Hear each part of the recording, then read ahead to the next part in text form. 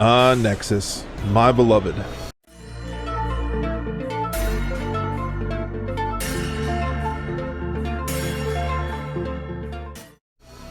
Greetings, Ravens. Cleric here. I wanted to share with you something that some of you I'm pretty sure already know, but many of you probably do not. Since you clicked on this video, you are watching this, you'll know that I'm going to be talking about cancer in this video. Some of you may be wondering how in the world did Armored Core help you through cancer? Well, I'll get to that in a second, but first I want to tell you about a poll I'm currently running. I'm running a poll over my YouTube channel where I'm asking you what you'd like to see me stream. And at the moment, old gen Armored Core playthroughs has a pretty commanding lead, but I wanted to give you a chance to vote on this poll before I close it. Links to the poll below so you can help me decide what you'd like to see me stream in the future. But also, if you wouldn't mind, please like and subscribe. It does help me out for free if you don't mind. Without that further ado, back to the video. Okay, I'm not doing a cut here. There's no reason to do back to the video. I plan on not doing any cuts at all. All right, anyways, let's go back in time. Back to the year 2004. I had just recently graduated from high school, and would you look at that? That Zealous. Yep, that Zealous, as you might know. He is my best friend, and also the guy from the Armored Core 6 PvP showcase with the serious Armored Core drip. Don't worry, Mobi, I'm not going to steal your shtick. But remember, this is Zealous. Zealous becomes very important in the story later. Anyways, it's now August 2004, and I've had him off to college, and here is me at my dorms for the very first time at college. What was I thinking with that haircut?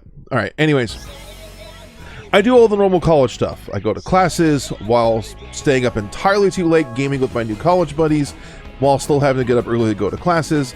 My diet now consists essentially of breakfast cereal, ramen noodles, and pizza rolls, and, you know, normal college stuff. About a month into my freshman year, I have teachers telling me I don't look right. They're saying my complexion looks off color-wise. I look tired all the time. Now, granted, I was feeling pretty tired, but at the same time, I thought it was because of the bad eating and sleeping habits, but it might have been something more than that. And then one day, I walk into my English professor's class, and she looks at me and just kind of goes, and I quote, "You look green!" Said it just like that. Yeah. So with that having just happened, I decided that I probably should call my parents, let them know what's going on. And they said, all right, go ahead, go to the local immediate care or something, go get it figured out. So the following Monday, I go into a immediate care center nearby. I get a blood test done, and I'm sitting in the waiting room for about 45 minutes when the doctor walks in. And the doctor walks in like this. Now, I don't have to tell you, a doctor walking in like that is probably not a good thing walking into your exam room. After a few minutes, he does an exam, sits me down and explains to me and asks me a question. It's like, do you know what hemoglobin is? Now, long story short, I didn't really remember it that much. Hemoglobin is basically the part of your blood that kind of gives you your body's strength to function. He said a guy my age should have around a 15 to 16 count for hemoglobin, and my count was only 2.8. I asked, that seems kind of low. What does that mean though? And he explains to me, given the current count number, I would be more likely to either be in a coma or potentially dead than to be walking around like it's just another Monday. And it, sure enough, was Monday. Obviously, I was shocked. No 18-year-old wants to hear that, and so he tells me to call my parents, and he'll explain some things to them on the phone. I do. He talks to them for a few minutes and gets off and tells me he's going to have my parents come down and pick me up from college and take me back to a hospital near home because he has a sneaky suspicion I'm going to need to be near family for the next little bit. So my mom and dad make the 5.5-hour trip from Illinois to Kentucky in about 3 hours and take me back home to our local OSF hospital back in Illinois. They do more blood work and do a bone marrow test, which I have to be done while awake. Yeah. Those you understand what they're about to do, they're about to drill into my hip bone, numbing me with a syringe as they go, but they cannot numb bone. They're doing this while I'm awake, and they don't know yet what's all causing these issues because they don't want to put me under full anesthesia, not knowing what's wrong with my blood system at the moment. So let me tell you, it is very difficult to describe what having a bone marrow done awake feels like. They drill a hole into your hip, put an oversized syringe in there, and they suck out a part of your marrow. And let me tell you, when that happened, it was a strange sensation. It felt like hot and cold and wet and electrifying and fuzzy, like all at the same time. The most bizarre feeling I've ever had. So about 24 hours after being admitted, it is now Tuesday, September 28th of 2004. Those you're unaware, that is the North American release date of Armored Core Nexus. Something I'd completely forgotten about, well, due to current circumstances. But more on that later. So later that day, a doctor walks into my room, and on his name is Oncology Department. Now, I'm old enough to understand at this point what that means. That means he's a doctor that studies and treats cancer. He comes in the room, he apologizes to me and my family that he has to give me bad news, and he informs me that I have ALL, acute lymphoblastic leukemia. Now, I don't know much about leukemia other than that story I read back in middle school about the girl with leukemia who, if she folded 1,000 paper cranes in a year, she'd be granted a wish, and then she dies before she gets to 1,000. So I know it's not good. Of course, I'm crying at this point. My parents are crying. And during this time, lo and behold, Zealous walks in with his mom, unbeknownst to the information that my parents and I have just been given. My dad takes them outside, explains the whole situation to them, and they decide to come back later. After I recover from the news that I just got done hearing, the doctor says, look, we're in the 2000s now, there's lots of treatment options, but the earlier we start, the better. And so I decide right then and there, sure, let's go, let's fight this thing, let's get going, what we gotta do. And he signs me up for surgery the next morning to get a port inserted and start treatment. I get moved over to the cancer ward that afternoon, and a few minutes later, a short little doctor about 5 foot tall that everyone in the whole hospital knows as Dr. M, here's a picture of Dr. M right here, it informs me that he canceled my surgery for tomorrow. And I'm like, what? Okay, why?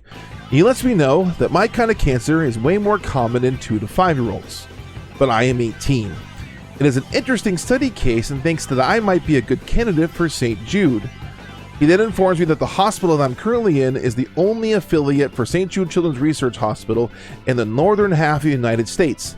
And because I am 18, I'm on the upper end of who they'll admit for children's cancer research, and that is people who are from age being born up to age 18.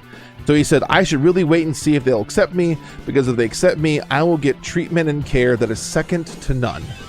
So by the way, the reason why he's talking to me about this, because I am 18 years old. Though I do have my parents there helping me for obvious reasons, I am 18, so this is my decision to make. I take his advice and I let him keep this surgery canceled, have me put my candidation in for St. Jude Hospital. I wait a couple hours, and sure enough, Dr. N comes back and lets me know that I have been accepted, and I'll be making a trip to St. Jude Hospital in Memphis, Tennessee the next morning instead of going to surgery. So I wake up the next morning, getting things ready in the hospital to go down to Memphis, Tennessee, and about an hour before I'm about to leave, Zealous once again walks in. He walks in not knowing what's going to happen. I explain, hey, I'm going to Memphis, Tennessee for treatments, the whole 9 yards. I'm going to be gone for a few months. So what's going on? He let me know that he just stopped that morning to go pick up his copy of Armored Core Nexus and thought he'd stop by the hospital while he was out. So we sit there, we catch up for a while, we talk about the new game, he explains things on the back of the cover. He said it's a 2-disc game, which we're super excited about because it hasn't been a 2-disc game since, Master of the Arena. There's tons of content on it, talks about how there's dual analog controls in the back. We were so excited about this game, and so we're just going back and forth talking about Armored Core. Well, while he's there, we're catching up and talking about Armored Core. The hospital staff walks in to give me some more blood, which is something they've been doing regularly to get my counts back up, and to discharge me to head to Memphis that morning. Well, when they're getting ready to discharge me and getting ready to leave, Zealous kind of looks at me, looks at his Nexus copy, and just kind of goes, here, I want you to have it.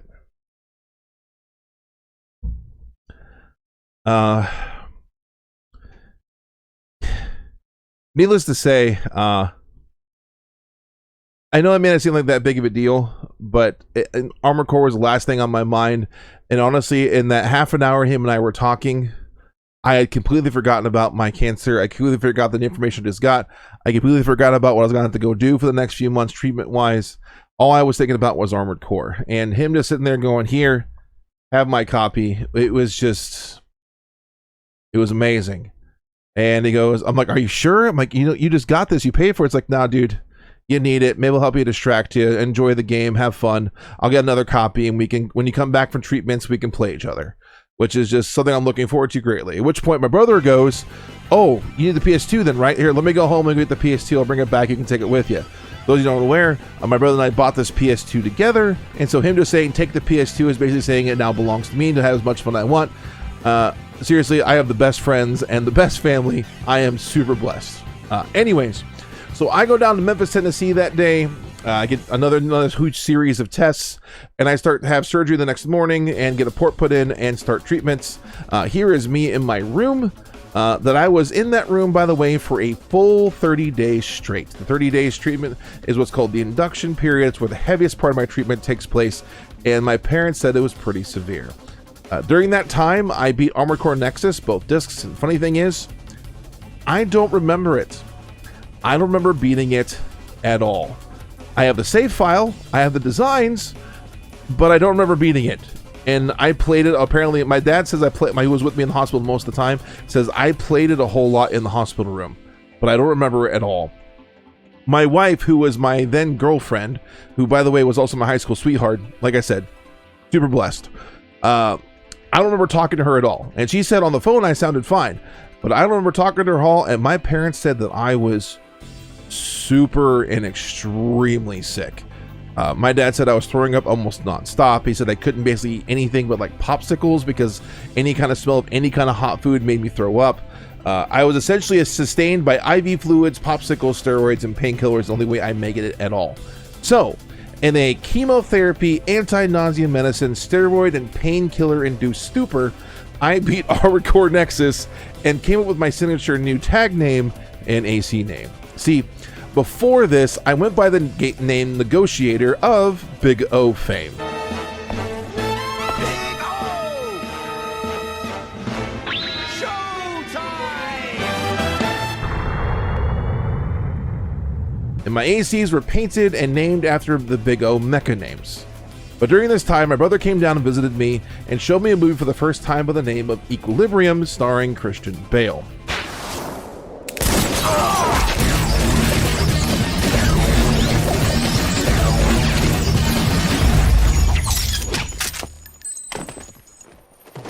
Apparently I loved it, to the point where I changed my online handle, call sign, gamer tag, you name it, to Cleric, which is what I now use to this day.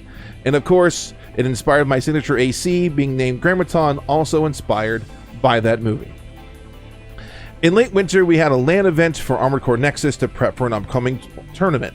Yep, we had a lot of in-person tournaments there in the Midwest scene. We had Armored Core tournaments in the Midwest. We'd often have between 20 and 30 participants, hauling around huge CRT TVs in their vehicles, hot firewire hubs to connect PS2s together, and have tournaments and gatherings.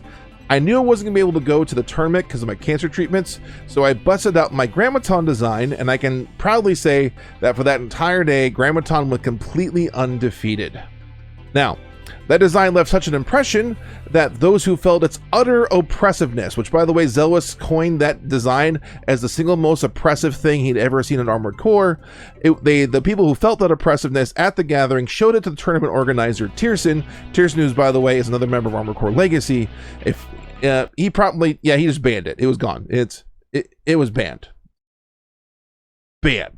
So I probably wouldn't have shown the design off at all. If I was going to be going to the tournament, I would have busted it out at the tournament. But so who knows? Maybe I could have won if I would have done it with that. But you know, never happened. We'll never know. Anyways, I just sunk hours, and I do mean I sunk hundreds of hours into Armored Core Nexus after that first month. I played it through again after that first month because I couldn't remember even beating it, and I fell in love with it all over again. No more Human Plus or OP Intensify, something I completely loathed from the previous PvP scene, from like Silent Line and back, because the whole Plus just bothered me in the PvP side of things. The introduction of dual analog control, something I loved a whole lot more than the L and R and D-pad aiming scheme. The remakes of old missions, a lot of iconic new OST tracks. The game was just essentially perfect to me. And the cherry on top, it was gifted to me by my best friend, a memory I cherish to this day. Look, I don't remember a whole lot about those first few months of treatments. One of the things I do remember is all the time I spent playing Armored Core Nexus, and that's why it now lives in my heart as my personal favorite AC game to this day. To quickly summarize the next couple years, I got to do a Make-A-Wish trip to Disney and Universal at Christmas and New Year's time, where I got to propose to my now wife in front of Cinderella's castle. Yeah, I know I'm a cheesy romantic. deal with it. I got to go on the national telethon, help St. Jude raise money, and I went back to school for those two of the years of the 3. I've taken 22 credit hours a semester and summer credits to make up for the year I lost, because I really wanted to get out of college so I could marry my wife. And then on Monday, October 22nd, 2007, I was pronounced cancer-free and had my very last chemo treatment. 3 times. Our patients have the cutest SMILEs. Our patients have the sweetest HEARTs. Oh, we love to see you every day, but now's the time we get to say, pack up your bags, get out the door, you don't get chemo anymore.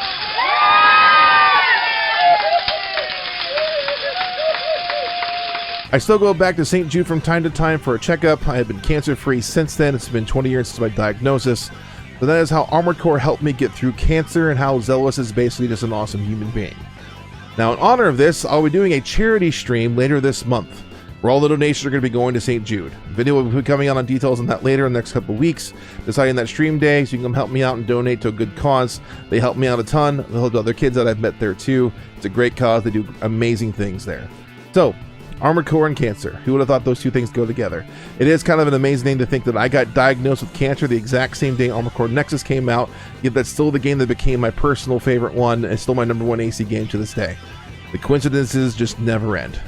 Alright, anyways, thank you all for your time to watching this whole video. I hope this might have been encouraging or inspiring to you, how games can make an amazing difference in people's lives in the worst times possible. It's why part of the reason I love this series all over again after this whole thing happened. Hope you can learn to love this game series as much as I do.